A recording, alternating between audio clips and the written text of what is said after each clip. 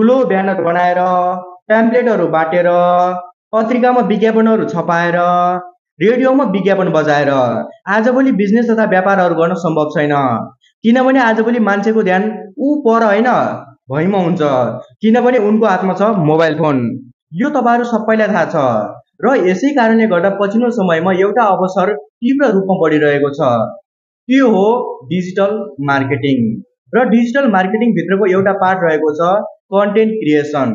यदि तपाईहरुलाई content creation राम्रोसँग आउँछ भने यो क्षेत्रमा तपाईहरु आफ्नो भविष्य सुनिश्चित गर्न चाहन सक्नुहुन्छ। म पनि एउटा कन्टेन्ट क्रिएटर हो, तर म यो कन्टेन्ट क्रिएसन मलाई फन लाग्छ, मलाई रमाइलो लाग्छ, मलाई राम्रो लाग्छ, त्यही भएर गर्छु। तर तपाईहरु यसमा आफ्नो भविष्य सुनिश्चित गर्न सक्नुहुन्छ। सो आजको यस भिडियोमा म तपाईहरुको लागि कन्टेन्ट क्रिएसन गर्नको लागि के कस्ता सिपहरु आवश्यक पर्छन् भनेर कुरा गर्नेछु। सो भिडियोलाई अन्तिमसम्म हेर्नुहोला। यहाँ मैले युट्युब, फेसबुक, टिकटक जस्ता डिजिटल प्लेटफर्महरुको लागि कम्बाइन भिडियो बनाएको छु। जस्तै तपाईहरुलाई यो सहज हुन्छ कि तीनवटै या त यिनी सबै प्लेटफर्महरुमा तपाईहरु सिम्पल रूपमा सजिलो तरिकाले काम गर्न सक्नुहुन्छ जस तपाईहरुको हातमा एउटा फोन छ भने। सो अब जाउँ हामी वास्तविक मुद्दातर्फ। भिडियो क्रिएटरहरु या त कन्टेन्ट क्रिएटरहरुको लागि आवश्यक पर्ने सिप र ज्ञानहरुको बारेमा। सबैभन्दा पहिलो सिप रहेको छ भिजुअल कन्टेन्ट बनाउन सक्ने क्षमता। यसमा पर्छ एउटा भिडियो एडिटिङ, एउटा पर्छ फोटो या त थम्बनेल डिजाइनहरु। यो एकदम बेसिक कुरा हो हैन। तपाईहरुले सबैभन्दा ठूलो गल्ती कन्टेन्ट क्रिएटरको लागि यही नै हुन्छ। किनभने तपाईहरु कन्टेन्ट क्रिएसनमा बोल्न सक्नुहुन्छ, राम्रोसँग बोल्न सक्नुहुन्छ, आफ्नो भावना प्रस्तुत गर्न सक्नुहुन्छ, स्टोरी टेलिङ राम्रो छ, तर तपाईहरुलाई भिडियो एडिटिङ तथा थम्बनेल डिजाइनिङहरु आउँदैन। बस तपाईहरु यदि कन्टेन्ट क्रिएटर बन्नुहुन्छ भने सबैभन्दा पहिले सिक्नै पर्ने काम रहेको छ त्यही हो भिडियो एडिटिङ अनि कन्टेन्ट क्रिएसन, जसको लागि तपाईहरु सिम्पली फ्री एपहरु क्यापकट, भिएन अनि यदि तपाईहरु थोरै डिपमा जानुहुन्छ भने एडोब प्रिमियर र डिभाइन्स जस्ता सफ्टवेयरहरुको युज गर्न सक्नुहुन्छ। र फोटो थम्बनेल डिजाइनिङको लागि क्यानभा, फोटोशप, पिक्सल ल्याब सधैँ छन् त फ्री अप्सनहरु, यसतर्फ जान सक्नुहुन्छ। त्यस्तै दोस्रो रहेको छ स्क्रिप्ट राइटिङ, जुन कन्टेन्ट राइटिङहरु तपाईहरुको लागि एकदम धेरै इम्पोर्टेन्ट रहेको छ। किनभने कन्टेन्ट कसरी सुरु गर्ने, बीचमा जानकारी दिने शैली कस्तो तरिकाले बनाउने र अन्त्यमा कल टु एक्सन जुन अन्त्य कसरी गर्ने, यी सिपहरु तपाईहरुको लागि एकदम इम्पोर्टेन्ट रहेको छ। र त्यस्तै ऑडियन्सको साइकोलोजीलाई पनि बुझ्न सक्नुपर्छ हैन। जसको लागि तपाईहरु डोमिनो इफेक्टको प्रयोग गर्न सक्नुभयो, कल टु एक्सनको प्रयोग गर्न सक्नुभयो, ऑडियन्स हुकको बारेमा प्रयोग गर्न सक्नुभयो।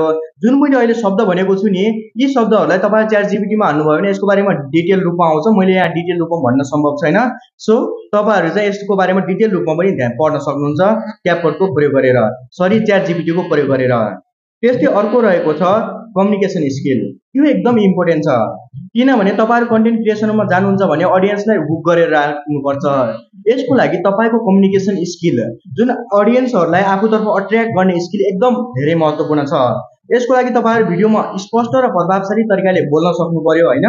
र लाइभ रेकर्डिङ गर्न होस् या त भोइस ओभर गर्नको लागि होस्, तपाईहरुले राम्रोसँग बोल्ने अभ्यास चाहिँ गर्नु पर्यो। यति गर्दा तपाईहरुको कम्युनिकेसन स्किल लगभग इनफ हुन्छ। सो अर्को रहेको छ सोशल मिडिया प्लेटफर्महरुको बारेमा जानकारी लिनु पर्यो हैन। कुन प्लेटफर्मले कस्तो तरिकाले काम गर्छ, कुन प्लेटफर्मलाई हामी कस्तो तरिकाले युज गर्न सक्छौं। जस्तो कि जुन कामको लागि टिकटक युज गरिन्छ त्यो कामको लागि हामी युट्युब युज गर्न सक्दैनौं। त्यसको एल्गोरिदम डिफरेन्ट हुन्छ, त्यसमा आउने भ्युअरशिपहरु डिफरेन्ट हुन्छन्। जस्तो म तपाईलाई एउटा सिम्पल उदाहरण दिन्छु। युट्युबमा केको लागि जान्छन्, मान्छेहरु कन्टेन्ट खोज्नको लागि जान्छन्, इन्टरटेनमेन्ट खोज्नको लागि जान्छन्। त्यस्तै तपाईहरु फेसबुक र टिकटकमा किन जानुहुन्छ, इन्टरटेन गर्नको लागि जानुहुन्छ, त्यहाँ तपाईहरु रमाइलो गर्नको लागि जानुहुन्छ। विशेष गरी छोटा छोटा जुन कन्टेन्टहरु हुन्छन् त्यो हेर्नको लागि तपाईहरु टिकटक या त फेसबुकको प्रयोग गर्नुहुन्छ। सो तपाईहरुले चाहिँ यी प्लेटफर्महरुको बारेमा जान्न जरुरी छ। र त्यस्तै तपाईहरु यसमा एल्गोरिदमले कसरी काम गरिरहेको हुन्छ, ह्याशट्यागहरुलाई कसरी प्रयोग गर्ने, ट्रेन्डिङ साउन्डहरुको युज कसरी गर्ने, यसको बारेमा तपाईहरु बेसिक जानकारी भए पुग्छ। तपाईले 1-2 महिना काम गर्नुभयो भने तपाईलाई थाहा हुनुपर्छ। र तपाईलाई बेसिक कुराहरु चाहिँ तपाईले नर्मली सोशल मिडियाहरु युज गर्दा पनि तपाईलाई थाहा भएकै हुनुपर्छ। त्यस्तै अर्को रहेको छ एनालाइटिक बुझ्ने, जुन त्यसको एल्गोरिदमले कस्तो तरिकाले काम गरिरहेको छ त, हाम्रो भिडियोमा भ्युज कस्तो तरिकाले आइरहेको छ, कस्ता तरिकाका ऑडियन्सहरु कुन जियोग्राफीबाट ऑडियन्सहरु आइरहेका छन् त, यो हामीले बुझ्न आवश्यक छ। यदि हाम्रो भ्युअरहरु नेपालको विज्ञापन गर्दै छौं, इन्डियाबाट भ्युज आइरहेको छ, यस्तो अवस्थामा त काम भएन नि त।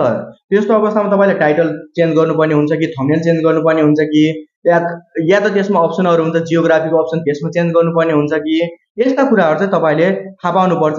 र TikTok analysis, Facebook studio, YouTube स्टुडियोहरू यसको बारेमा त्यहाँ हेरेर आफ्नो कन्टेन्टहरूलाई बुझ्न सक्ने क्षमता चाहिँ हुनु पर्यो तपाईँहरू कन्टेन्ट क्रिएटर बन्नुहुन्छ भने। त्यस्तै अर्को रहेको छ निरन्तरता अनि समय व्यवस्थापन। एकदम इम्पोर्टेन्ट छ, किनभने तपाईँहरू कन्टेन्ट क्रिएटर बन्नुहुन्छ भने तपाईँहरूको निरन्तरता एकदम इम्पोर्टेन्ट छ। निरन्तरताको मतलब यो होइन कि तपाईँहरू दिनमा एउटा भिडियो अनिवार्य हाल्नुहोस् या त दिनमा 2टा भिडियो अनिवार्य हाल्नुहोस्। निरन्तरताको मतलब यो हो कि युट्युबको एल्गोरिदम या त टिकटकको एल्गोरिदम अनुसार तपाईँहरू कन्टिन्यू हुनु पर्यो के। जसरी तपाईँहरू महिनामा एउटा भिडियो हाल्नुहोस् तर एउटा भिडियो अनिवार्य हाल्नुहोस्, या त हप्तामा एउटा भिडियो हाल्नुहोस् एउटा भिडियो अनिवार्य हाल्नुहोस्, या त दिनमा एउटा भिडियो हाल्नुहोस् एउटा भिडियो अनिवार्य हाल्नुहोस्, या त दिनमा 5वटै भिडियो हाल्नुहोस्, तर त्यो चाहिँ कन्टिन्यू हुनु पर्यो होइन। अनि तपाईँहरूले चाहिँ समय व्यवस्थापन गर्नु पर्यो। निरन्तर रूपमा पोस्ट गर्न कहिले कस्तो समय मिल्दैन, त्यसको लागि तपाईँ कस्तो तरिकाले समय व्यवस्थापन गर्न सक्नुहुन्छ त? या त प्री रेकर्डेड भिडियोहरू हाल्न सक्नुभयो, तर कन्टेन्ट चाहिँ दिनु पर्यो र क्वालिटीमा कन्टेन्ट दिनु पर्यो। फेरि चान्चुने कन्टेन्टले चाहिँ काम गर्दैन अहिलेको समयमा। सो त्यस्तै अर्को रहेको छ क्रिएटिभ थिङ्किङ अनि स्टोरी टेलिङ। तपाईँहरू कुनै पनि कन्टेन्टहरूलाई क्रिएट गर्नुहुन्छ, त्यसलाई प्रस्तुत गर्नुहुन्छ भने तपाईँहरू कतिको क्रिएटिभ भएर त्यो भिडियोलाई तपाईँहरू दिन सक्नुहुन्छ, त्यो भिडियोमा कतिको आफ्नो क्रिएटिभिटी एड गर्न सक्नुहुन्छ। एनिमेसन एड गर्न सक्नुभयो, आजभोलि त झन् सजिलो छ एआईको प्रयोग गर्न सक्नुभयो, या त तपाईँहरू बिचबिचमा त्यो जुन आफूले भनेका कुरा छन् त्यसलाई कस्तो तरिकाले प्रस्तुत गर्नुहुन्छ, कस्तो तरिकाले देखाउनुहुन्छ, कस्तो तरिकाले दर्शाउनुहुन्छ, त्यो कुरा एकदमै इम्पोर्टेन्ट छ। र अर्को रहेको छ स्टोरी टेलिङ। स्टोरी टेलिङ जुन कम्युनिकेसन स्किलकै एउटा पार्ट हो र जसमा चाहिँ तपाईँहरूले अडियन्सलाई हुक गर्न सक्ने क्यापेसिटी हुनु पर्यो। जस्तो कि मैले आज यो भिडियोमा सुरुमा भनेको थिएँ नि त, यसमा म सुरुमा भन्न सक्थेँ डाइरेक्ट कन्टेन्टतर्फ आउन सक्थेँ, तर आएन। मैले कन्टेन्ट क्रिएटरको महत्त्वलाई सम्झाएँ, त्यस पछाडि मात्रै म यो टाइटलभित्र छिरेँ। सो तपाईँहरूले यस्तो तरिकाले स्टोरी टेलिङ आफ्नो ह्याबिट बसाल्न सक्नुहुन्छ। यसको लागि पनि तपाईँहरू सिम्पली च्याटजिपिटी या त कुनै पनि एआईलाई सोध्नुभयो भने यसको बारेमा पनि विस्तृत रूपमा जानकारी दिन्छ, तपाईँहरू बिन्दास भएर पढ्न सक्नुहुन्छ। या त कहिले कस्तो टाइम मिल्यो भने म पनि भिडियो बनाइदिउँला, सो केही छैन। त्यस्तै अर्को रहेको छ एसइओ र अप्टिमाइजेसनको ज्ञान। जस्तो कि तपाईँहरू टाइटल अनि डिस्क्रिप्सन, ट्याग, थम्बनेल, ह्यासट्यागहरू र कुन च्यानललाई मेन्सन गर्ने, कस्तो तरिकाले मेन्सन गर्ने, यस्तो तरिकालाई अप्टिमाइज गर्न सक्नु पर्यो। यसको ज्ञान सबैलाई हुन्छ, ह्यासट्याग कसरी प्रयोग गर्ने त्यो त सबैलाई हुन्छ, तर कस्तो तरिकाको ह्यासट्याग प्रयोग गर्ने, ह्यासट्यागले एक्चुअली काम चाहिँ कसरी गर्छ त हो, त्यस्तो तरिकाको ज्ञान तपाईँहरूमा हुनुपर्छ। र अर्को रहेको छ टिकटक। यदि टिकटक चलाउनुहुन्छ भने तपाईँहरूको क्याप्सन, तपाईँहरूको ह्यासट्याग र तपाईँहरूको भिडियोको स्टार्टिङ पार्ट एकदम इम्पोर्टेन्ट छ, स्पेसली टिकटकको लागि। युट्युबको लागि त्यति धेरै नपर्ला होइन, ह्यासट्यागको युज चाहिँ युट्युबमा हुँदैन जहाँसम्म मलाई लाग्छ र जहाँसम्म मैले युज गरेको छु, तर टिकटक फेसबुकहरूमा चाहिँ एकदम धेरै इम्पोर्टेन्ट हुन्छ।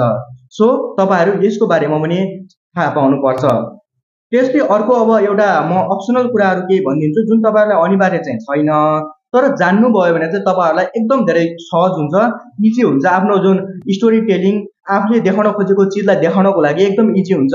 यी कुराहरू अप्सनल हुन्, मैले पहिले पनि भनिदिएको छु, तर एकदम धेरै इम्पोर्टेन्ट हुन्छ। सबैभन्दा पहिले रहेको छ एनिमेसन बनाउने, जस्तै क्यानभा, आफ्टर इफेक्ट, यस्ता विभिन्न सफ्टवेयरहरू छन्। यसको प्रयोग गरेर तपाईँहरू एनिमेसन डिजाइनिङहरू गर्न सक्नुहुन्छ, सिक्न सक्नुहुन्छ है। यो तपाईँहरूको लागि इम्पोर्टेन्ट हुन्छ। त्यस्तै अर्को रहेको छ भोइस ओभर गर्ने क्यापेसिटी। तपाईँहरू या त लाइभ भोइस ओभर गर्नुभयो, या त रेकर्ड गर्न सक्नुभयो, या त तपाईँहरू एआईको प्रयोग पनि गर्न सक्नुहुन्छ, या त रियल भोइस आफ्नो भोइसहरू पनि गर्न सक्नुभयो, या त क्यामेराको अगाडि बोलेर भोइस ओभर पनि गर्न सक्नुहुन्छ। तर यसको लागि चाहिँ तपाईँले प्र्याक्टिस चाहिँ थुप्रै गर्नुपर्छ, यो तपाईँहरूको लागि एकदम इम्पोर्टेन्ट हुन्छ। त्यस्तै अर्को रहेको छ बेसिक लाइटिङ। लाइट बिना त कन्टेन्ट क्रिएसन एकदम अधुरो छ, यो वास्तविकता हो। मान्छेले ध्यान दिन्छन्, राम्रो माइक ल्याउँछन् होइन, राम्रो क्यामेरा किन्छन्, तर तपाईँहरूले लाइट राम्रो लिनु भएन भने तपाईँहरूको काम छैन। जति क्रिएसन राम्रो गराउन खोजे पनि हुँदैन। र क्यामेरा एङ्गलको जानकारी हुनु पर्यो, कुन एङ्गलमा क्यामेरा राख्ने, कुन एङ्गल कस्तो तरिकाले ब्याकग्राउन्डलाई सेट गर्ने, कस्तो तरिकाले फ्रन्टमा कतिको ग्याप राख्ने, यो सबै तपाईँहरूले जानकारी दिनुपर्छ। जस्तो कि तपाईँहरूको यो क्यामेरा एङ्गल किन इम्पोर्टेन्ट छ भन्दाखेरि मैले तपाईँहरूसँग जुन बिचमा कम्युनिकेसन ग्याप नहोस् कि बिचमा, जस्तो हुन्छ कि एउटा जुन कक्षामा शिक्षकहरूले पढाउँछ नि, त्यो पढाउँदाखेरि एउटा ब्याक बेन्चरलाई जति इफेक्ट पर्छ त्यति फ्रन्ट बेन्चरलाई इफेक्ट पर्छ के, फरक पर्छ। र बिचमा बसेका विद्यार्थीहरूलाई पनि त्यत्तिकै फरक पर्छ। र तपाईँहरू सिनेमा हलमा पनि गएर हेर्नु होला, तपाईँहरू एकदम टाढा बस्नुभयो भने तपाईँलाई राम्रो एङ्गल मिल्दैन, अगाडिको सिटमा बस्नुभयो भने तपाईँलाई राम्रोसँग तपाईँहरूलाई त्यो कन्टेन्ट हेरेको फिल आउँदैन के, रमाइलो लाग्दैन। त्यसै कारणले गर्दा तपाईँहरू बिचको सिटमा बस्नुपर्छ। हो त्यस्तै तरिकाले तपाईँहरू क्यामेरा एङ्गल पनि मिलाउन सक्नुपर्छ। त्यस्तै अर्को तपाईँहरूले मार्केटिङ र स्पोन्सरसिपहरूलाई कस्तो तरिकाले म्यानेज गर्ने भनेर तपाईँहरूले यो सिक्नुपर्छ। यदि तपाईँहरू आफ्नो बिजनेसको लागि कन्टेन्ट क्रिएसनहरू गर्दै हुनुहुन्छ भने चाहिँ यो चाहिँ एकदम इम्पोर्टेन्ट छ।